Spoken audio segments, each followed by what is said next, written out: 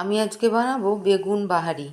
তার জন্য লাগবে হচ্ছে বেগুন, পেঁয়াজ, আদা, রসুন, কাঁচা লঙ্কা, টমেটো, সর্ষের তেল, নুন, হলুদ, জিরে গুঁড়ো, লঙ্কা গুঁড়ো সামান্য এগুলো।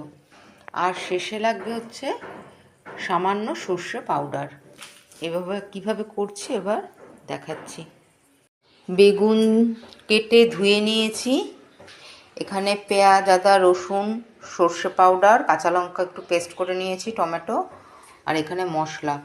এবার হচ্ছে বেগুনটা যেমন বেগুন ভাজা করে বেগুনটা তেলে ভেজে নেব।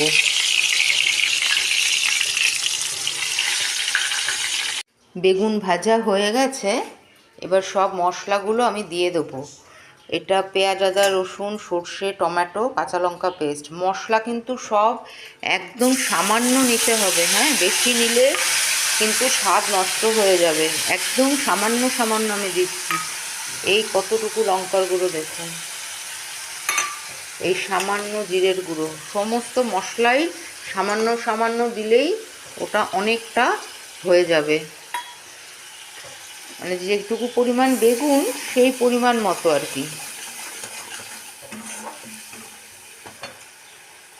একদম কষে গেছে। এবার আমি এই বেগুনটা দিয়ে দেবো, দিয়ে সামান্য একটু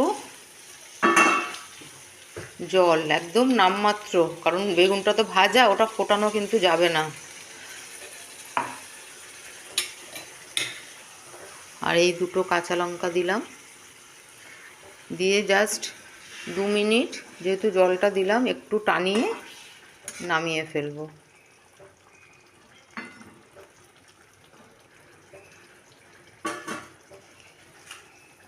এই যে তৈরি হয়ে গেছে বেগুন বাহারি বা মশলা বেগুন।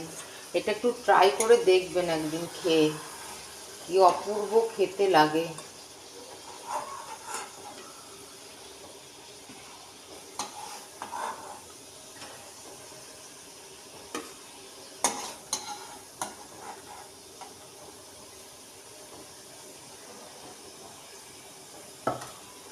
এটা হয়ে গেলে একটু গরম মশলা দিতেও পারেন, নাও দিতে পারেন।